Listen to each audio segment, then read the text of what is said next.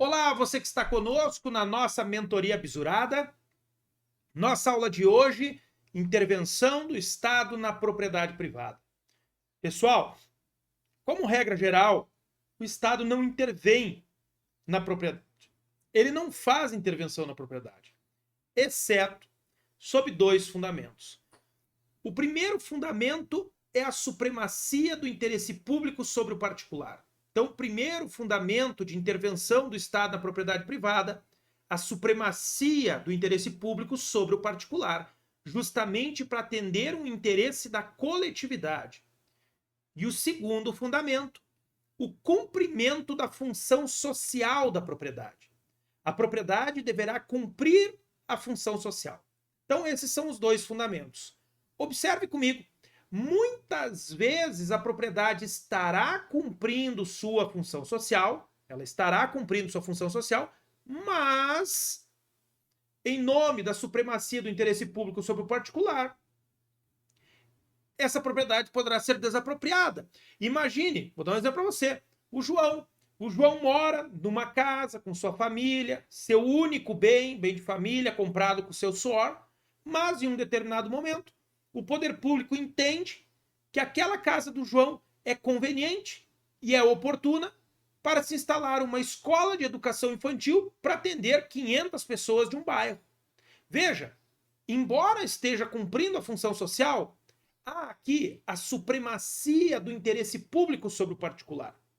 Porque naquele momento, aquele bem é necessário e adequado para atender essa situação que levará a educação para inúmeras crianças. Então, esta é a regra no sistema brasileiro. A regra é: o Estado não intervém na propriedade, é garantido o direito de propriedade. Vai lá para o artigo 5º, inciso 22. Vai para ele. Olha só. Você irá lá para o artigo 5º, inciso 22 da Constituição, e você verá no artigo 5º, inciso 22, na tela para você. É garantido o direito de propriedade. Olha só, é garantido o direito de propriedade. A propriedade atenderá à sua função social. Então, ao mesmo tempo que é garantido o direito de propriedade, a propriedade deve atender à sua função social. Está aqui, deve atender à função social.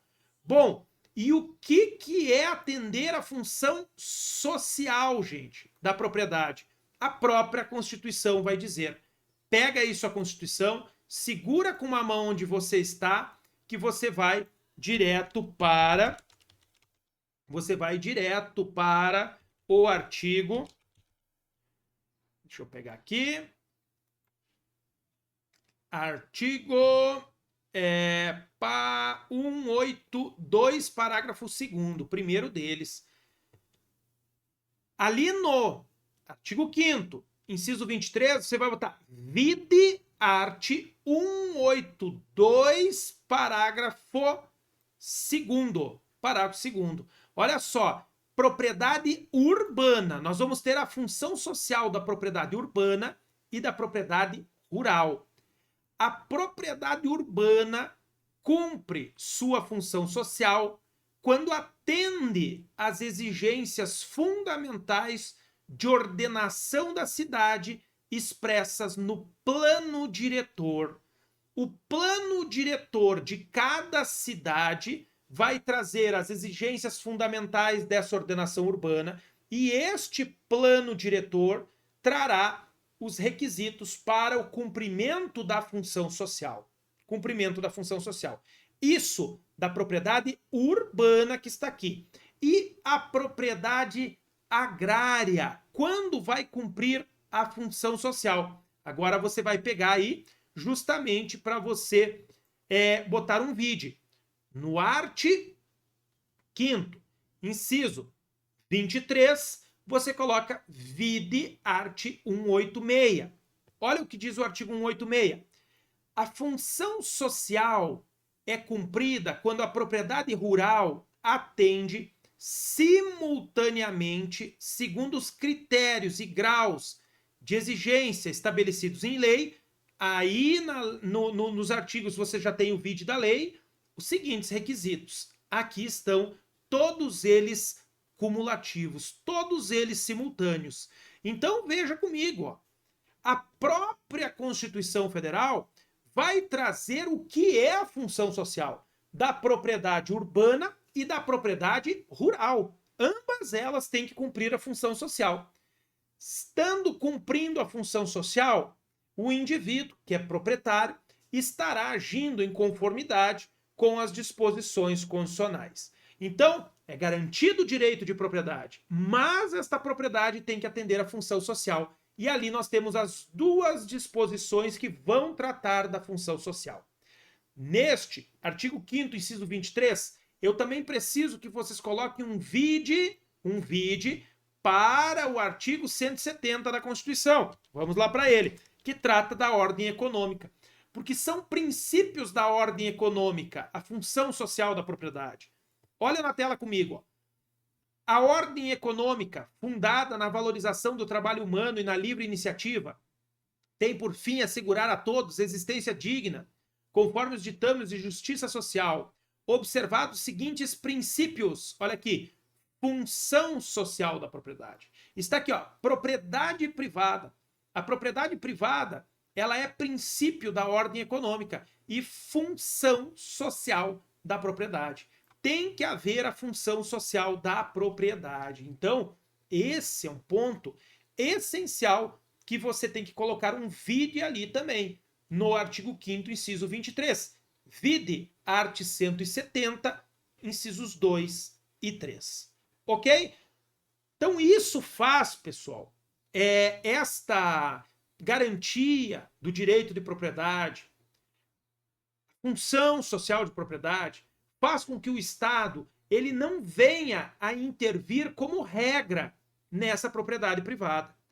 Quando o Estado intervém, ele intervém de duas formas. Através de uma intervenção restritiva do direito de propriedade, em que ele vai impor restrições ao direito de propriedade, ou ele vai fazer supressão do direito de propriedade. Vai suprimir o direito de propriedade. Quando ele faz restrição? Quando ele não tira o direito de propriedade do cara. O cara continua sendo dono, mas ele vai impor algumas limitações, ele vai utilizar temporariamente essa propriedade do particular, depois ele vai devolver, ou ele vai utilizar simultaneamente. Quais são as modalidades supressivas de propriedade, em que vai retirar a desapropriação e a expropriação, esses dois. Na desapropriação, o poder público retira o direito de propriedade com indenização. Na expropriação, ele vai retirar o direito de propriedade sem qualquer indenização. Então essas duas são supressivas, suprimem o direito de propriedade do particular. E as restritivas, em que ele põe restrição, quais são?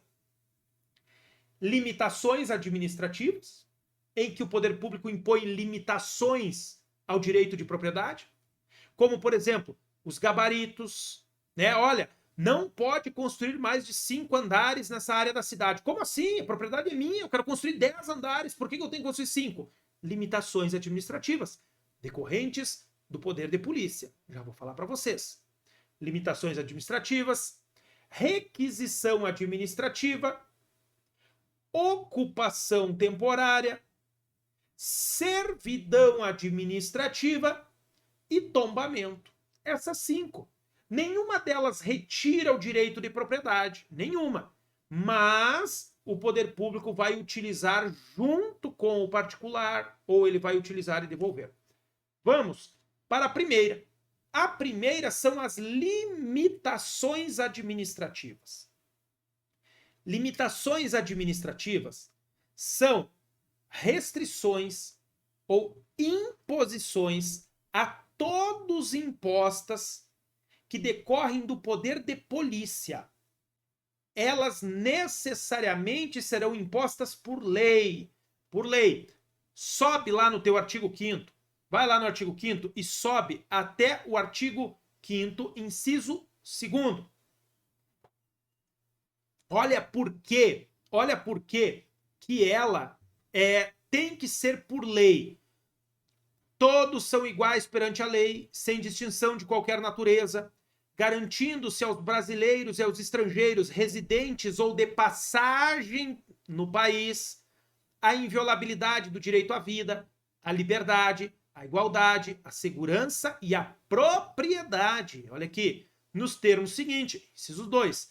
Ninguém será obrigado a fazer ou deixar de fazer alguma coisa senão em virtude de lei. Então, princípio da legalidade estrita. Ninguém será obrigado a fazer ou deixar de fazer alguma coisa se não tiver uma previsão em lei. Então, para o indivíduo deixar de construir um prédio de 10 andares, tem que ter uma determinação legal, uma vedação legal. Para o indivíduo não colocar uma janela de frente para outra janela de 2 vizinhos, tem que ter uma lei municipal prevendo isso. Tem que estar previsto em lei. Então essas são as limitações administrativas decorrentes do poder de polícia, e elas são impostas para todo mundo. Olha, não pode construir a menos de 4 metros do passeio, não pode construir uma janela de frente para outra janela do vizinho para não ficar espiando o outro. Então, isso são limitações administrativas. Aí no artigo 5º, inciso 2, você vai fazer um vide, porque nós vamos lá para o CTN. O fundamento das limitações administrativas estão no CTN, sim, no artigo 78 do CTN. Deixa eu pegar aqui para vocês. Pega o teu CTN, só vai ter lá o artigo 78, que é o que nos interessa. Olha comigo o que diz aqui o artigo 78 que está na tela. Constitui-se poder de polícia atividade da administração pública que, limitando ou disciplinando direito, interesse ou liberdade, inclusive o direito de propriedade. Olha aqui, ó, direito de propriedade. O direito regula a prática de ato, regula como vai ser a prática daquele ato ou a abstenção de fato, o que o indivíduo tem que fazer ou o que ele não pode fazer, em razão de interesse público concernente à segurança, à higiene, à ordem, aos costumes, à disciplina da produção e do mercado, ao exercício de atividades econômicas dependentes de concessão ou autorização do poder público, à tranquilidade pública ou respeito à propriedade e aos direitos individuais e coletivos. Então, as limitações administrativas que vão recair sobre o direito de propriedade decorrem do artigo 78 do CTN. Tem que ser por lei, então pega aí o artigo 5º, inciso 2 e coloca vide art. 78 do CTN. Tem que ser por lei. Olha o que diz o parágrafo único. Considera-se regular o exercício, olha aqui, considera-se regular o exercício do poder de polícia quando desempenhado pelo órgão competente nos limites da lei aplicável, com observância do processo legal e tratando-se de atividade que a lei tem como discricionária, sem abuso ou desvio de poder. Está aqui os limites do poder de polícia. Então, pode haver limitações ao direito de propriedade, sim, ela vai ser impostas a todos de igual forma, tá? Porque é uma restrição prevista em lei, geralmente lei municipal, que vai disciplinar o assunto local, que vai disciplinar especificamente aquelas disposições urbanísticas locais e de modo isonômico. Como regra geral, essas limitações administrativas não dão direito à indenização. Como regra geral, elas não dão direito à indenização. Por quê? Porque são a todos impostas. Agora, se o indivíduo demonstrar que, no caso concreto, ele teve um dano desproporcional que lhe esvaziou o direito de propriedade, que o colocou numa situação diferenciada, desproporcional aos demais membros da coletividade, ele poderá buscar uma indenização. Olha o que eu estou falando, eu vou dar um exemplo. Imagine O João, que é proprietário de um terreno de esquina de 5 metros quadrados por 5 metros quadrados. Não há nenhuma lei municipal que proíba ele de construir. Então ele pensou em construir uma casinha de 4 por 4, deixando 1 metro de cada lado do terreno de esquina. O terreno é 5 por 5, ele vai construir uma casinha de 4 por 4. Beleza? O que acontece? Ele comprou o terreno, está juntando dinheirinho para construir, sobrevém uma lei que diz que os terrenos de esquina deverão reservar um espaço mínimo de 4 metros de cada lado de um dos passeios para edificar. 4 metros. Tem que deixar sem construir. Esvaziou totalmente o direito de propriedade dele. O terreno dele era de 5 por 5. Observem que ele foi obrigado a suportar um ônus desproporcional em relação a todos os outros. Ele sofreu um dano concreto, embora esse dano seja decorrente de um ato lícito da administração. É ato lícito, porque ela está disciplinando o poder de polícia. 4 metros para o cara que tem um terreno de 200 por 200 não influencia nada. Concorda comigo?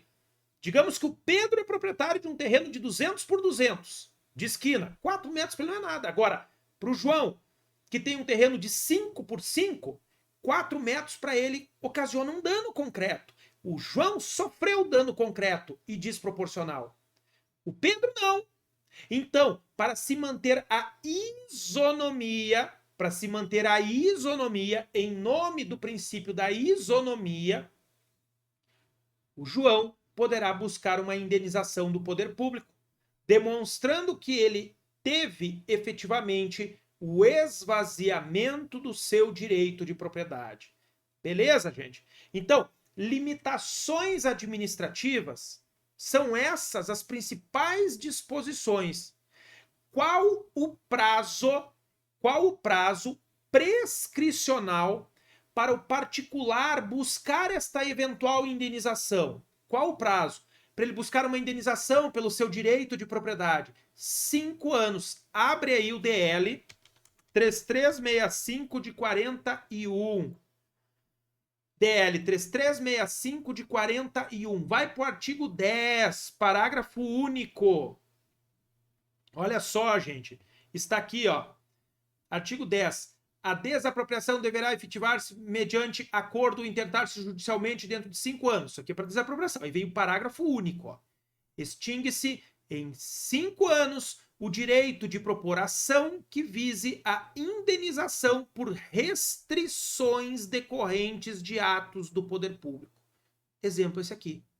Então aqui, no artigo 10, parágrafo único, está o prazo prescricional para este proprietário de um bem que teve o esvaziamento do seu direito de propriedade ir buscar a indenização. Beleza? Então a primeira dela, restritiva, são as limitações administrativas. Resumindo, tem que decorrer de lei, por força do artigo 5º, inciso 2, legalidade estrita. Decorrem do poder de polícia. São situações de ordem geral a todos impostas, que como regra não dá qualquer direito à indenização, exceto se o indivíduo comprovar um dano concreto e desproporcional que venha a ferir o princípio da isonomia, porque ele está sofrendo. Ele efetivamente sofreu esse dano. Segunda forma de intervenção na propriedade é restritiva, que você tem que saber. Requisição administrativa. Vamos para a requisição administrativa. Vai no seu artigo 5º, inciso 25. Olha só, inciso 25. Está aqui para você. No caso de iminente perigo público, a autoridade competente poderá usar de propriedade particular. Pega um traço simples e coloca aqui debaixo, crava a caneta e enterra. Propriedade particular. Não é pública aqui. Particular. Então, havendo um iminente perigo público, a autoridade competente poderá usar de propriedade particular, assegurada ao proprietário, indenização ulterior, a indenização é o final, se houver dano. Passa um traço simples aqui. Aqui é a chamada requisição administrativa. é aquela em que, diante de uma situação de perigo público, calamidade pública ou comoção pública, essas três palavras estão dentro do iminente perigo público. O iminente perigo público é o mais levinho. Depois do iminente perigo público vem a calamidade pública e a comoção pública. Nessas três situações, pode-se fazer esta requisição administrativa aqui. Digamos, olhe comigo, digamos que tenha ocorrido uma tragédia de grande proporção em um determinado município, em que todas as ambulâncias daquele município não são suficientes para escoar o número de feridos daquela tragédia. Mas existem ambulâncias privadas, dos planos de saúde privados. O poder público requisita. Ele faz requisição administrativa. Essa requisição administrativa não necessita de ordem judicial. Está aqui, ó, a autoridade competente. Esta autoridade competente aqui é qualquer agente público no exercício da função. Qualquer agente público no exercício da função. Pode ser um guarda de trânsito, pode ser um policial, pode ser um enfermeiro, pode ser um médico que esteja no exercício da função e se depare com uma situação de perigo público e necessite aquele bem particular para fazer cessar ou mitigar essa situação de perigo. O policial que está perseguindo um bandido, estoura os pneus da viatura, vem passando um carro particular, ele igual de filme americano, para em nome da lei, necessito esse carro para perseguir os bandidos. Não, eu não vou dar. A requisição administrativa tem autoexecutoriedade, porque a própria administração pública faz, imperatividade, porque é imposto ao indivíduo, queira ele ou não, e coercibilidade. Aquele agente público no exercício da função poderá se utilizar dos meios coercitivos para requisitar o bem, inclusive o uso moderado da força. Se o indivíduo necessitar retirar o proprietário de dentro do veículo para utilizar aquele veículo em perseguição, ele vai fazer. Depois vai indenizar pelo bem, se ocasionar dano a uma situação de perigo público iminente, que aquele agente público tem o dever de fazer cessar. Preste atenção. Essa requisição aqui, o STF já decidiu que não recai sobre bens públicos. Não pode um ente federativo fazer requisição de um bem de outro ente federativo. Um bem fazer um ente público, por exemplo, a União não pode fazer requisição administrativa de bens dos estados ou dos municípios, porque viola o pacto federativo. Grave isso. Mas essa é a requisição normal. E aqui está claro, olha aqui, ó, usar de propriedade particular. Não diz propriedade pública. Agora, aqui nesse dispositivo, você vai fazer um vide. Você vai fazer um vide para o dispositivo que nós vamos colocar agora. Um minutinho para você. Olha só. Deixa eu pegar aqui. Aqui. Vai para o artigo 136. Segura lá para você botar o vídeo. Olha aqui, ó. Da defesa do Estado e das instituições democráticas. Do estado de defesa e do estado de sítio. Essas situações aqui são as situações do chamado estado de exceção, em que haverá tratamento diferenciado. Olhe comigo, o estado de defesa e estado de sítio. Estado de defesa. O presidente da República pode, ouvidos o Conselho da República, o Conselho de Defesa Nacional, decretar estado de defesa para preservar ou prontamente restabelecer, em locais restritos e determinados, a ordem pública ou a paz social ameaçadas por grave e iminente instabilidade institucional ou atingidas por calamidades de grandes proporções na natureza.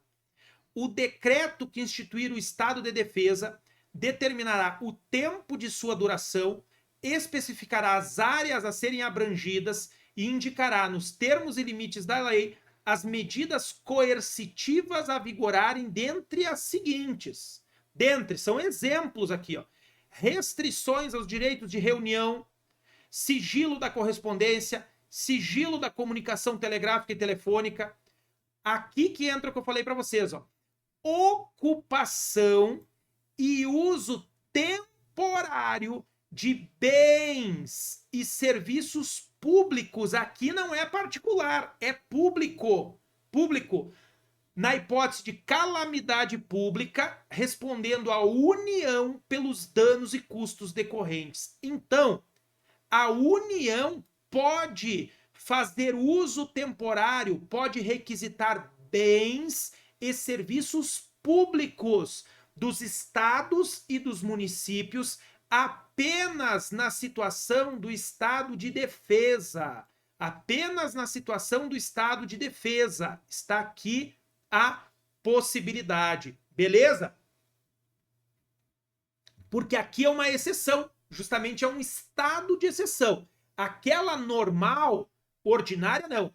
Então, no artigo 5º, inciso 25, você vai colocar vide art. 136. No artigo 5º, inciso 25, você coloca vide art. 136, parágrafo 1º, inciso 2. Para você saber que ali tem também uma hipótese de requisição que não será a comum, que não será a ordinária. A ordinária é essa aqui. Aquela do estado de defesa é excepcional. E aí permite a requisição de bens e serviços públicos, tanto bens públicos como serviços públicos, de qualquer ente federativo. E a União vai responder, obviamente, está lá a própria dizendo que a União vai responder pelos danos que vier a causar, né? Tudo que tiver. Mas ela pode requisitar. Nessa aqui, em situação de normalidade, só sobre particulares. Decretando-se estado de defesa, aí é possível por lá. Pessoal, para nós fecharmos aqui a requisição administrativa. Primeiro, quem legisla sobre requisições administrativas? Quem? A União. Vai para o artigo 22. Olha só. Tá aqui. Compete privativamente à União legislar sobre requisições civis em caso de iminente perigo e militares em tempo de guerra. Em tempo de guerra. E aí nós vamos ter a lei das requisições militares. Você vai pegar ali e vai botar um vídeo. Você vai botar um vídeo lá no artigo 5º, inciso 25, e aqui também. Qual a lei que você vai colocar aqui, pessoal? Olha só. Você vai colocar o decreto. O decreto-lei. Deixa eu pegar ele aqui. Você vai pegar o decreto-lei 4812 de 42. Bota aí um vide para o decreto-lei 4812 de 42. Dispõe sobre a requisição de bens imóveis e móveis necessários às Forças Armadas e à defesa passiva da população. E aqui está, ó, do direito de requisição. As requisições das coisas móveis, dos serviços pessoais e da ocupação temporária de propriedade particular que forem efetivamente necessárias à defesa e à segurança nacional, observarão as formalidades da presente lei, pessoal. Está aqui. Então, não vai cair isso no exame de ordem, mas se cair, você tem a lei aqui, você sabe para onde vir, no caso dessas requisições em tempo de guerra. Beleza? Competência para legislar, já marcou aí da União. Lembrando que as requisições administrativas podem cair tanto sobre bens móveis, quanto bens imóveis, quanto serviços também. Serviços. Profissionais poderão ser compelidos a prestarem serviços. Sempre receberão a indenização.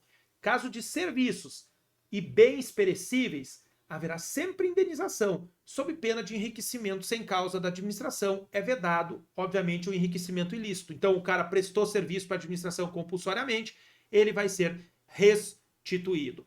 esta indenização tem prazo para ser buscada. Qual é o prazo prescricional?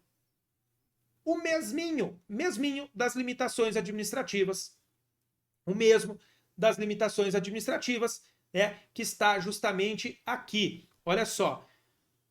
A desapropriação deverá efetivar-se mediante acordo intentado judicialmente dentro de 5 anos. Extingue-se em 5 anos o direito de propor ação que vise a indenização por restrições decorrentes de atos do poder público. Então, aqui você vai usar dois, você vai usar sempre conjunto. Este artigo 10 junto com este. O artigo 10, parágrafo único, me desculpe, artigo 10 junto com o do decreto, olha só. Você vai usar sempre junto, ambos, nunca um só. Quando se falar em prazo prescricional de restrição a direito à propriedade, você vai botar junto o artigo 10, parágrafo único e o artigo 1º do decreto 20.910 de 32. 20.910 de 32, que regula a prescrição quinquenal. O prazo é 5 anos. O fundamento você vai botar nos dois. Você vai botar no decreto-lei 3365 de 41 e no decreto 20.910 de 32. Esse decreto foi recepcionado pela Constituição Federal de 88 como lei e hoje ele é a nossa principal disposição sobre prescrição. Beleza, gente? Gravou aqui? Acabamos de ver a parte introdutória, observamos as limitações administrativas e a requisição administrativa. Não saia daí, aguardo vocês na sequência para continuarmos vendo o conteúdo de intervenção do Estado na propriedade privada.